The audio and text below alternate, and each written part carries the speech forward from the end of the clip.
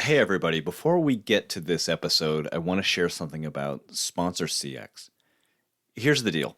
I've been working in and around sponsorship for almost 30 years. And in those many years, I've seen teams and leagues and others really struggle with this super important revenue stream. That's because keeping your sales pipeline organized, your partner activations going, and your reporting all in sync for a bunch of partners can be brutal. Fortunately, that's where Sponsor CX comes in. And Sponsor CX is designed by experienced sponsorship pros, so you know they completely understand what's needed to succeed. With extensive capabilities, a simple to use interface, and built-in flexibility, Sponsor CX is the answer your sponsorship team has been waiting for to bring some order to the chaos that can be their jobs. But don't take my word for it. See for yourself. Head over to sponsorcx.com/podcast and click the request demo button in the upper right and let them know you heard about it on this podcast. You'll see pretty quick how Sponsor CX will supercharge your sponsorship team.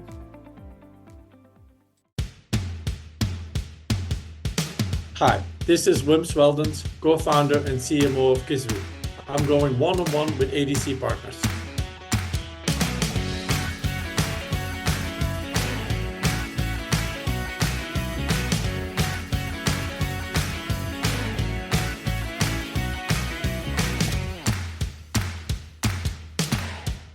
Hey, this is Dave Almy of ADC Partners, and thanks for stopping by to check out this latest episode of the One-on-One Sports Business Conversations podcast. No matter what you do or aspire to do in sports business, I guarantee that you've landed in the right place. We've got episodes that cover just about everything. We got team ownership, marketing, sales, law, entrepreneurship, even mascots. After you finish with this episode, you can find all our past interviews at adcpartners.com/podcast. Okay, and now on to this show. And I got to start with bad news for you. Turns out your TV's pretty dumb. Well, not the TV itself, really, but the broadcast that comes into it sure can be. In this age of personalized experiences and customization, a sports broadcast is more or less a one-size-fits-all. Here's the game, there's the couch, sit down, and watch. It's a situation that was just begging for someone to apply a little innovation and creativity. And that someone was Wim Sweldens, the co-founder and CMO of Kiswe. Sweldens, you see, is the consummate innovator. The former Lucent technologist owns 28 U.S. patents, which is 28 more than most people have, and saw early on how all the bandwidth being created by telecoms and communications companies could be filled with more customized viewing experiences. That led to the founding of Kiswe, the company helping sports teams and leagues take control of their streaming rights to offer direct-to-consumer experiences that they own, operate, and most importantly, monetize. In our conversation, we talk about the aha moment that led to the founding of Kiswe, how K-pop superstars BTS were instrumental to their growth, and how teams like the Utah Jazz and Phoenix Suns are using Kiswe to provide private label streaming services direct to their fans. So thanks for checking out this conversation with Wim Sweldens, co-founder and CMO of Kiswe. Hope you enjoy it. Okay, Wim Sweldens, welcome to the show. You're just back from Paris. So I I would am. love to begin with what your impressions of the 2024 Olympic Games of Paris were like. Yes, I literally just got back from Paris. I'm actually still in Belgium on my way back stateside. But yeah, having spent the last 3 weeks in Paris, I have to say it was phenomenal. I mean, just the idea, the games were phenomenal. Paris was beautiful. The work we did worked out really well.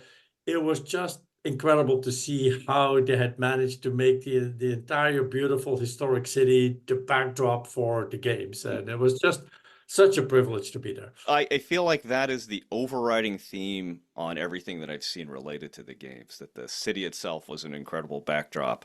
And I know the media partners are certainly happy because there was some of the highest rated telecasts associated with the games of all time. And we're going to talk a lot about Sure. media today, the Yeah, transition of media and what's going on and how Kiswe is addressing it. But I want to start with a little bit about you. We got to set some foundational background, Wim. sure. Let's do it. Because I read a tweet from a colleague of yours.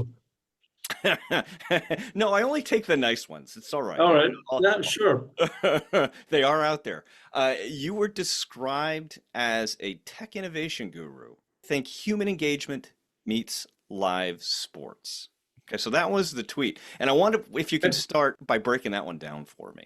Yeah, I think I probably know who it came from, but I think it doesn't really matter. In my mind, I've always sort of thought myself as an innovator. That's Hmm. sort of the one sort of thread throughout my career in various phases and projects I've done. I've always had a passion for technology and innovation, but not just technology for the sake of technology, not just the idea of inventing new ideas and algorithms and patenting them and things like that, but really technology that impacts human lives, that makes life better, that makes our experience better, that makes entertainment better, that makes just life better. That's always sort of a passion that I've had. So I think there's some truth in the quote or the tweet. Well, it was right on too, and I love that idea of technology and humanity. You were at Lucent Labs for a long time, which was, Mhm. an innovation center. So many Yeah, technologies come out of that. yeah. You clearly were doing well and applying that interesting technology and innovation really well. You hold 28 U.S. patents. Mhm. Most of them are in telecommunications. So I'm interested how you started looking at sports and entertainment as an industry, which you were to focus your creative attention. How did that first bubble up for you? Yeah, yeah, no, it's a good point. So yeah, I've been a technologist for many years, and I'd even lost count on the patents. So thanks for refreshing me Me on too. that. I've lost count on Uh, mine, and once you get past zero, it's a difficult count. and yes, you're right. I worked at Bell Labs and Lucent for many years, sort of the core innovation center behind a lot of key things in the telecommunications world, and it was a fantastic place to be. It was just Yeah, so stimulating, so kind of just legendary in its own right. Like there was a yeah, lot of things just being came out of there. able to have lunch with Nobel Prize winners at the lunch counter was just an incredible experience. Yes, a lot of my work was more in telecom, but still, if you look at my earlier work, it was still about image, multi-scale image transformation, image coding, video compression, and things like that. So not the hardcore telecom type things. And if you look at some of the more recent patents over the last couple of years, so definitely more directly related to what we do here at Kiswe compared to the traditional sort of telecom world. I did make a switch career-wise about 11 years ago to switch from, let's say, telecom to more media and obviously sports streaming. And a little bit was that because I was at the time, Lucent had become Alcatel. It was just starting the transition to Nokia, which it's part of right now. I had been part of this sort of transformation of Lucent into Alcatel, which was exciting but painful at the same time. I Mm. figured done one giant transatlantic corporate merger. I don't really want to do another one. Doing one I've been down that road before.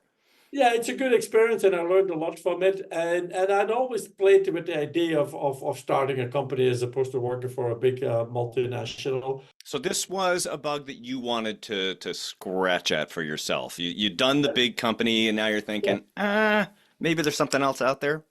Yes, yes, I definitely had that scratch, and also my co-founder Jung Kim, who I worked with very closely at Lucent and at Alcatel. I was the president of the wireless division at the time. He was the president of Bell Labs, so we worked together closely, and we did a whole bunch of interesting sort of innovative projects within the big company.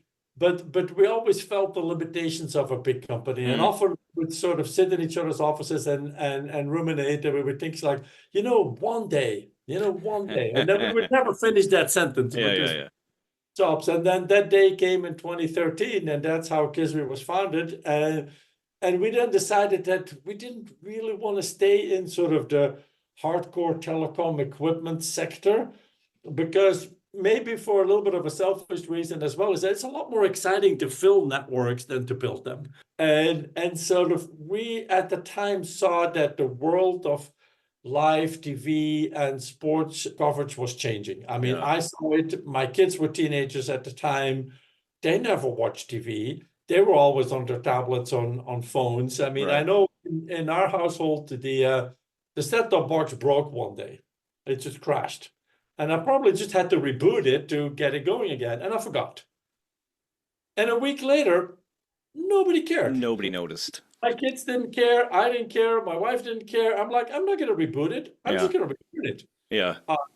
And then I realized, why doesn't every family in the US do that? I'm like, yes, because people really like their NFL or their NBA or whatever favorite sports they're at that they want to watch on cable. And I'm like, wait a minute, if we can find a better way of delivering live sports to smartphones, to tablets, to devices that is more interactive and engaging, we can sort of disrupt this industry, which is ready to be disrupted. That was sort of the original spark that sort of created Kiswe. I find that idea of it's more interesting to fill the pipes than lay the pipes as being particularly fascinating. I had an opportunity to work with Cisco Systems many, many years ago, Mhm. and they were doing the same thing. It's like we've created all this bandwidth.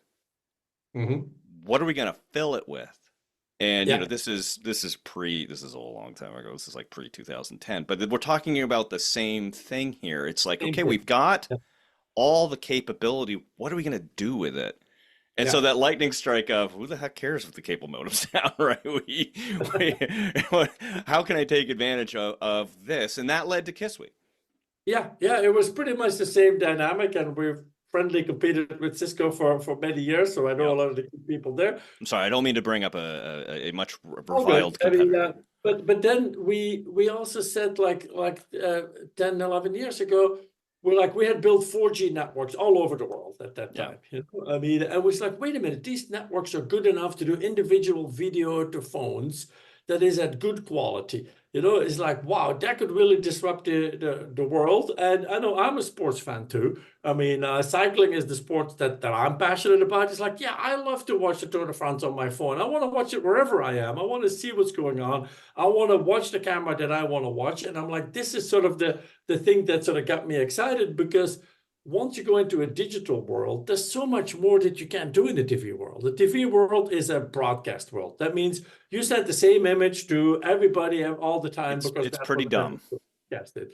And in a digital world, you can personalize it. You can make it interactive, just like any other app on your phone. Any app on your phone is personalized and interactive for you. But when you watch TV on your phone, it's the same thing for everyone else. So the medium doesn't match the device. The device is fundamentally personalized and interactive, and the medium is not. And we're like, wait a minute, let's make sure that we create a new medium, personalized and interactive, that is for digital devices. And it also doesn't match what people's expectations are now, Yeah. right? People are maybe less so when Kiswe was first coming onto Mhm. the scene, but I Mhm. think Yeah. particularly today, an uncurated experience is an anathema to people. Mhm. It doesn't fit with this product isn't designed for what my interests are. Well, to Yeah. hell with that. I that's not something I'm going to do with. So I take your point particularly strongly is Mhm.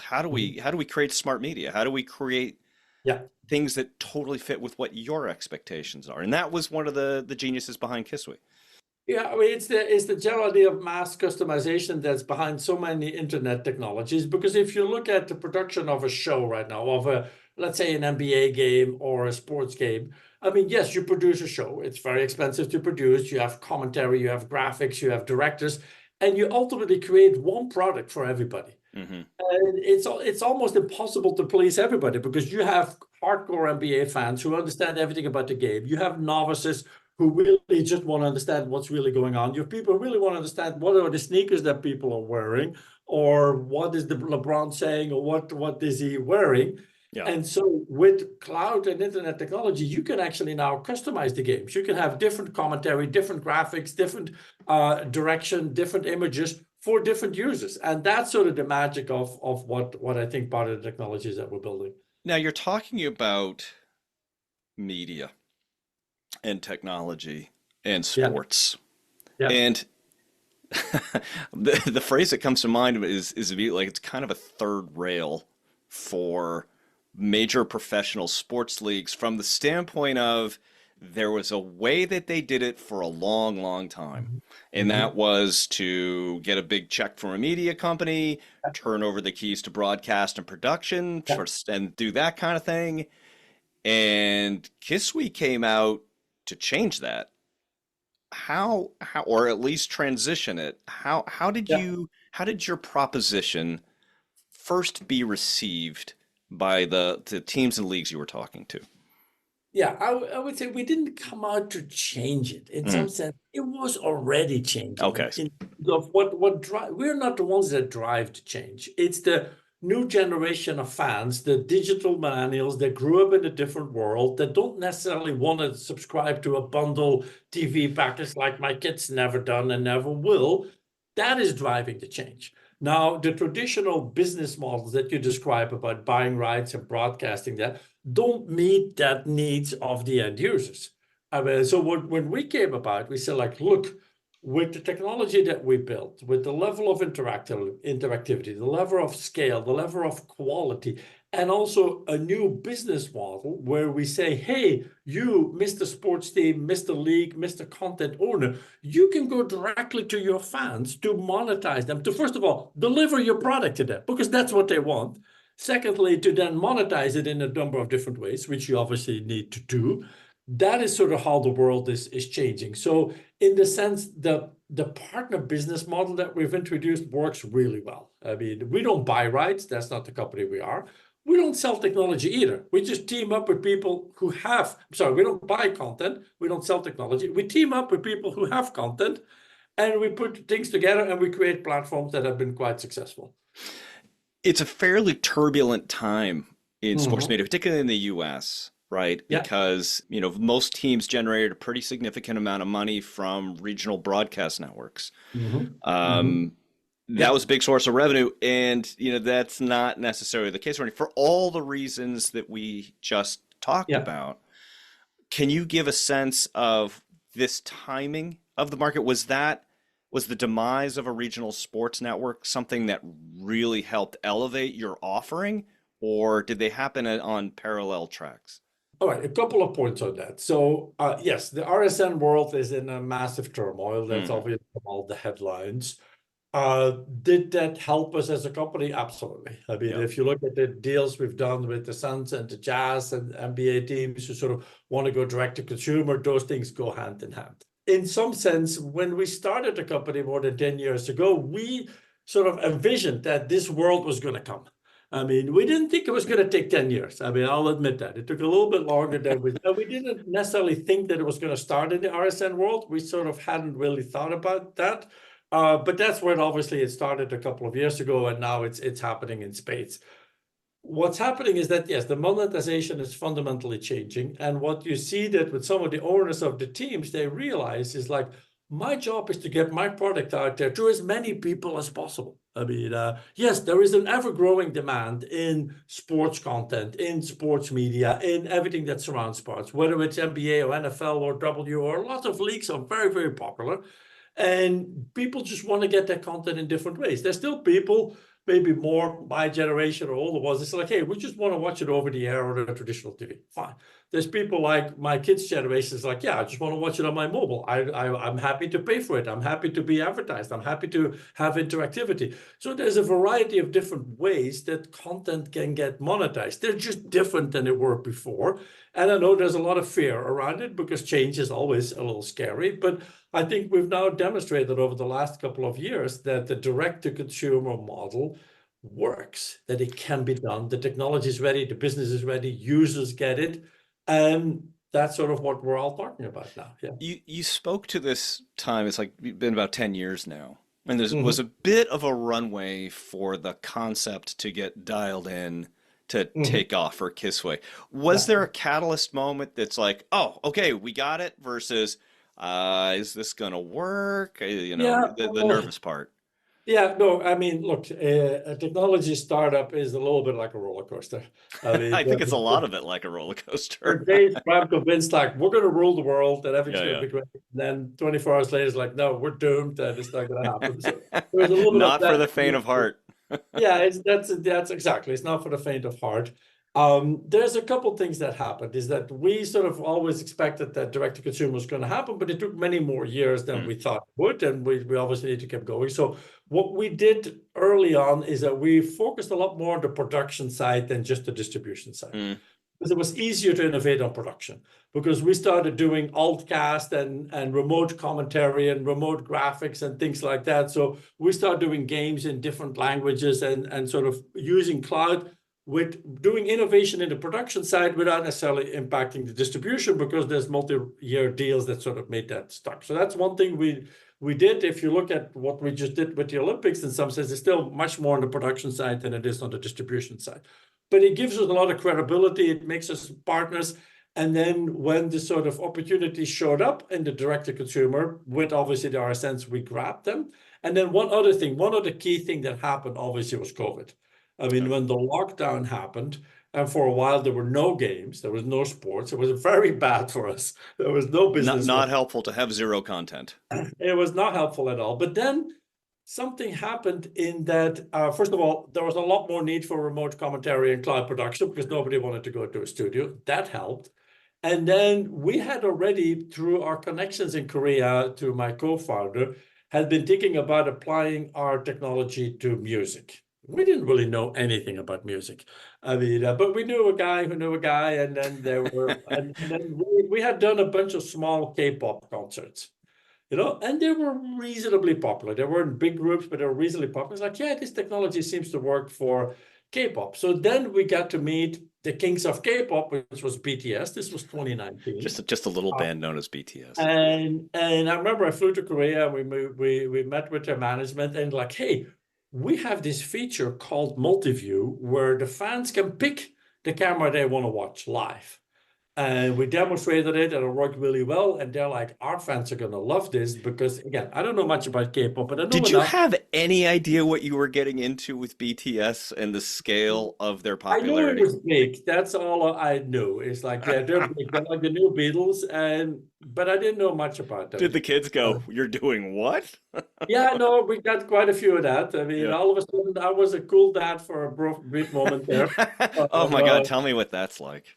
uh, but then, in some sense, we made a deal with BTS. We streamed one of their concerts in Osaka in December 2019. They were going to go on a world tour in 2020, and Yeah. we were going to stream the world tour. Wow. What could go wrong? Yeah, yeah. Well, COVID happens, obviously. World tour obviously canceled. Streaming of the world tour canceled. But we had built good relationships, and sort of we jointly started thinking about these ideas like, well, there's COVID, all the fans are stuck at home, there's nothing to do, you can't go anywhere. We could do a virtual event. We can Yeah. actually just put BTS in the studio, there's no attendees. We can stream the whole thing, we can make it interactive, we could do multi-view, we could do multi-language, we could do multi-country, we can sell tickets around it. And we did it. I mean, so the first BTS concert was like somewhere in 2020, in the middle of the lockdown, and it was huge. I Hmm. mean, and we did, I think, about maybe a dozen BTS events or something like that. They became bigger and bigger and bigger till at some point we got the Guinness Book of Record for the largest internet streaming event, and people bought tickets all over the world. And it was like, wow, yeah, Yeah, we there's had. a necessity is the mother of invention kind of aspect of this whole thing too, right? The moment presented itself, and fortunately, you Yes, knew a and guy we who were knew a guy. ready. And you could say, did we get lucky? Maybe we got lucky, but you have to be ready to be lucky. We were ready to be lucky. We had proven the technology, we had proven the scale, we had the patents, we had the reputation, and we were ready. And so we delivered BTS. That then got obviously the entire world's attention. And this music world is a little different because the rights were very different than Yeah, it's yeah, yeah. You up had to from learn an entire new language and so associated with on. some of that thing. And it gave us the credibility to then go back to sports and to talk to people in the Olympics and to talk to people in the NBA. It's just like, look, we could do millions of fans with BTS. Yes, we could do this with you too, and we can Yeah, work you're a on piece it. of cake compared to BTS. Well, we didn't quite phrase it that way. You are the CMO, so you clearly came up with a more clever phraseology to be able to do that. But let's talk about you come off the heels of demonstrating your capability with Mhm. BTS, like you said, the largest streaming event probably ever known. And then, you start to have success, particularly in the NBA with the Phoenix Suns and the Utah Yeah. Jazz, each start working with you to own their rights Yeah. and stream their games. And I'm interested because both of those franchises are now owned by relatively younger owners who Mhm. come Mhm. from entrepreneurial backgrounds. Mhm. So I'm Yeah. wondering if that was what did they see the opportunity more clearly than maybe some older school ownership, and was that instrumental in making those partnerships happen for Yeah, I think you can probably answer your own question on this you? one. But I'd much Uh, rather you do it. It comes with such much more authority. but in some sense, I mean, I've spoken to many NBA team owners of different generations, and to be fair, they all sort of get this. They Yeah, okay. all understand that there is a younger, growing, digital savvy demographic that wants to consume the content in a different way, more interactive, more customized. And so I think most NBA teams owners will say yes. But of course, each market is slightly different. Each team is slightly different. The demographics are different. The power of the market power of the RSN is different in each region. So therefore, it's sort of a complicated formula that needs to come together for direct to consumer to happen. But yeah, it's a change. It's innovation. Innovation is always a little scary. Doing things live is always hard because the one thing in life is that you can't make a mistake. I mean, and so there's always some hesitation too. And it's something I realized while just watching the Olympics as well is that there's so much pressure to do things right with literally hundreds of million people watching that if somebody comes along, it's like, here's a new idea to completely do it differently. Your initial reaction is, I really don't think so. Yeah, yeah, yeah. I've been doing this for many years and I'm doing it right. So live and innovation is hard. Well, and I have to, the sports teams and franchises, I can't even imagine how many pitches they receive regarding new technologies on a daily basis because just as you identified their ability to produce live, compelling content, that's replicated a thousandfold. Live is tough. And it's very, what are some of the things that you've seen with, particularly, and I'm focusing on the Phoenix Suns and the Utah Jazz out of the gate that have made you go, this part of our service is exactly on track and it's doing exactly what we want it to do, and this is great the way they're doing it? And what have been some of the things that have made you go, I think we want to tweak that. I think we want to try something new here, and here's an opportunity to innovate a little further. Yeah, I think I would say that I mean when we started, I mean it was a little bit of a rush job, like Mm, with all, you know, but we pulled it off. And the first thing was let's just make sure we get the games yeah, on the app, on the smart TVs, working at high quality, and that people can log in and it's easy. and have a I good mean, experience. make Yeah, sure they can use their NBA ID, for example. I mean, it's like, yeah, oh, I don't have to create a new email account and now I have another email account and then from like that. So that was one of the learnings. Is like the user journey has to be easy. I mean, if they already have an NBA account, just use that account. I yeah, mean, so that was one of the learnings. Get the games delivered. Let's make sure the monetization is easy. You buy a game, you buy a month, you buy a season. So that was one of the other learnings. But one of the key insights that we got that convinced us that, yeah, this is really working is that obviously we had very good numbers watching the games. I think the Jazz reached over 20,000 no, subscribers. That's really good and was very happy to see that. But then there was also an opportunity to do things that you can't do on a broadcast network. There's a lot of additional content that the Jazz started producing. There was like an interview with the coach called Shoot the Shot or something like that. Every couple of days there was a little clip of sort of premium content. It was behind the paywall. It's hmm not for YouTube. And what we found is that people would come back more and more and more to consume some of that content. I mean, like pretty much half of the Jazz users would come every day to consume the content, even though there's obviously not a game every day. And that gave us an idea. It's like, this is really becoming a destination. It's a destination for people who just love the brand, who love the team, who want to know more behind the scenes. They obviously want to watch the games. They're going to bring their friends to the games. They're going to buy the merchandise. They're going to do all those type of things. But there's so much more when you have, let's say, something called Jazz Plus that is available 24/7, where you can, hey, I missed the game, I want to watch the highlight, or I want to read it again. Versus, I have a slot on a TV network, and this is my slot, and when it's over, it's gone. I mean, that was when we realized, like, yes, this is a whole new way of reaching fans. And I think you bring up such a fascinating point too. You're talking about media now almost as a sandbox where teams can now experiment with creating content like the coaches show and being able to offer that because they own the rights Yeah, and now have the delivery system to be able to put that out. You're almost vertically integrating these teams right. in a Yeah. way that they've never been accustomed to. Yeah, exactly. And then the other part of it, like anything in digital, is that because there's more content, there's richer content, there's more interactivity, there's also more data.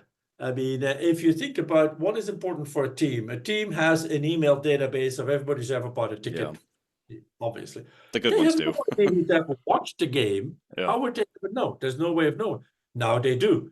There's an email database of people who've watched the game. You understand who is watching the game, who's coming to see the coach's content, who is cheering, who's chatting, who's buying merchandise. All of those things you have. So you can now use that data to better serve the users. Just make sure that they get the content they want when they want. You can market to them, you can target, you can retarget. All of these things was not possible if there's a third party, whether it is a broadcaster or whether it is a social big media platform that aggregates all the data and uses it for their own monetization, which is obviously fine. Well, then the team is always a step removed away from that. And I think that's some of the biggest things that are happening now with data capabilities in terms of just understanding who the fans are and what they actually want. How do you feel like teams can prepare themselves to use this service and this trend in media, this direct to consumer model effectively? Right? Because you're talking about a skill set that is slightly different than being, okay, we got our rights fee, let's turn over the production to them and good to go. What should they be thinking about what they need to do to succeed in this transition? Yes, I think it's a very important question, and it's a question that took us a while to get the answer right to, because a number of years ago we were like, hey, we're technology streaming gurus, we can help you with technology streaming. And the teams were like, yeah, but we need a lot more because now we need to integrate the login and we need to integrate the website and we need to figure out how to market this and we need to figure out how to manage the data. And we realized, like, whoa, we are not making their life easier. We're making their life harder. More complex. All of a sudden, they have to become a technology integrator, and like teams are not designed to They're be. not equipped that way. They're designed to run teams and run games and win games. That's what they're designed to do. So we started retooling our company as well, and it's just like, hey, there's more capabilities that we can provide. We're not just going to throw our technology over the fence. We're not just going to be a SaaS company. No, we're going to be a solutions company. Yeah. We're going to say, like, okay, fine, we're going to build Jazz Plus end to end for you. We're going to run the thing. We're going to operate it. We're going to do customer support. We're going to do integration with other tech companies. We're going to work with the NBA to make sure the NBA ID works. We're going to help you with some of the digital marketing. And so we're going to do things for you. So we become more of a technology and services partner than just a technology company, because otherwise you need somebody else to sort of put that together. It's interesting, right? It's not so much what they need to do, it's what you needed to do to take advantage of the moment and what they had to be able to bring to the table to support it. Yeah, exactly. You've had some pretty strong opinions about Venue. And this is the Disney, Fox, and Warner Brothers Discovery streaming sports bundle. I believe, and I laughed out loud when I read the quote, because you said Venue is as relevant as a Blockbuster store in the age of Netflix. Yeah, I was quoted on that. I mean, it's a great quote, so you know I got to bring it up. But I also want to put it in the right context. I mean, first of all, I mean, we and I have a lot of respect for what the big broadcasters are doing. I mean, in a changing world, if you see what Discovery is doing and what NBC and what other broadcasters are doing and what they did with the Olympics, it's really incredible. I mean, it's I tip my hat to that. That being said, there is something about the model of bundling content, which is the traditional broadcast model. It's like, no, oh, I want to watch this game. No, you have to buy this bundle of things, some of which you want and some of which you don't want, and that's how we're going to sell it to you. That's a little bit what I reacted to, because what we're seeing from end users, they're like, no, they don't necessarily want to buy a They bundle. want the exact opposite. Yeah, I want to buy this, I want a la carte, I want to buy that. And yes, they're willing to pay for it. So my reaction was like, well, you're just going to make a bigger bundle with different companies that used to compete fiercely that are now working together to create an even bigger bundle. To me, doesn't feel like what end users are asking for. And that was sort of my comment, and maybe I made it a little bit too colorful in that regard. But Oh, I chef's think kiss on the color. Mwah. uh, but yes, that's sort of the But it does speak to, and I appreciate your point. This is a group of companies who've spent $1 billion on their rights, and Mhm. they are trying to figure out in any way possible how they continue to monetize those rights. And so, if we Yes. create this massive platform of all sports, are there going to be, places of congregation like bars who are going to buy that package because they have a bunch of people coming in and doing that kind of thing? For Yeah. sure. But Yeah, as and far as the individual sports we're fan going to goes, be, yes, and there will be end users who are like, hey, we're just sports fanatics and they just want to get as many content as they get, and there will be a good package for them, no doubt about it. But there's just lots of different type of yeah, users who want to watch content in lots of different ways and want to pay for it in lots of different ways, and therefore there'll be a happy medium in the world we live in. yeah. And I think we're a little bit more on one side than the other side, but I think there's value on both sides. So Kiswe was launched about 10 years ago. There's been a lot of twists and turns in this Yeah. story so far. I'm wondering what you're looking at now on the horizon, both near and far, that you feel like Kiswe is going to be able to adopt, Kiswe is going to make sure that we address that. What are some of Mhm. the things that are getting you excited, but also keeping you up Yeah. at night as you look about the evolution of the Yeah. company? Yeah, they're both sort of the same things. You're right. I mean, like any startup comes, we've had our ups and downs. We've had fantastic years. We've had bad years. We've had good times. We've had bad times. We've made pivots. Like, I mean, yeah, it's just the world you live in. Mm, But there is something special that's happening now. I mm, mean, first of all, we have proven ourselves in some of the biggest events in the world. We work with BTS, the biggest music people. We work with the NBA. We work with the Olympics. We've proven ourselves. The world is ready for the change that we envisioned with direct to consumer. It took us a while to figure out not just the right technology, but also the right business model. And as I mentioned before, the services around it. It's like, how do we actually package this in a way that makes it easy for people to work with us as opposed to hard? Took a while to figure that out. But now it's all sort of coming together. We have the credibility, we have the technology, we have the innovation, we have the key partners. And now our mission is growth. I hmm mean, we have the product market fit. We'll continue to innovate. We want to grow more sports, more countries, more regions, more parts of the world. We want to grow in sports. We see lots of opportunities. We see lots of opportunities in music, even though the dynamic of music is a little different. And after COVID, it has, of course, shifted a lot back to the live world. But there is sort of the dynamic with Live Nation and some of the challenges they have with their business practices, and we provide a good alternative there. And then the really exciting part, which again, I'm not the expert in, but I'm excited about, and I'm learning more about every day, is the creator space. mm. You see so many more influencers or YouTubers who are like, wait a minute, I grew up on social media. I became big. I'm monetizing it that way. I'm now a big enough brand that I can be my own platform. Sometimes I like to quip that I talk to them, it's like, hey, you could be your own tube. Oh, the Um, podcasters are all leaning forward right now. yes. And so that doesn't mean we're telling people you should abandon YouTube. No, because Yeah, yeah. YouTube is incredible. There's billions of people on it. There's tons of engagement. There's a lot of free content you can put out there. There's good advertising revenue to be made around it. But if you look at what we did with Swash and Try Guys and some of the top creators, like, hey, they're big enough to have their own platform, the equivalent of Suns and Jazz. Plus, they can monetize it. They can sell tickets. They can sell sponsorships. They can get advertising. They can get data around it. And what I love about the creative space, here's what I personally love about it. I like this idea that the technology that we innovated around interactive TV, interactive streaming. My view always is that our product is ultimately an emotion. Mm, We deliver to the end user a feeling that they belong to the event, that they are part of the event.